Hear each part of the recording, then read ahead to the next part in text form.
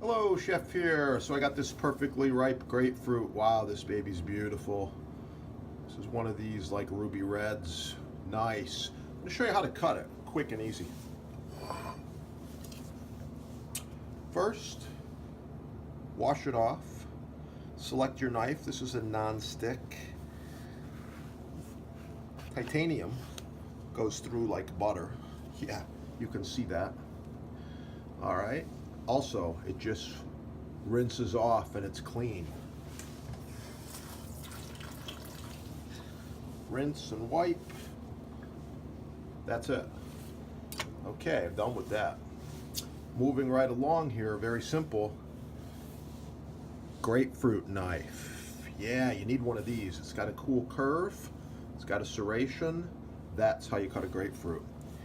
I prefer to put it in the bowl as I'm cutting because juice drops down. Here we go. That's half. You can see that. Nice segments.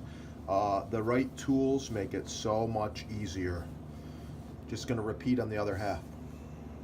And that right there is a perfect grapefruit. Thanks for watching. Like, share, subscribe.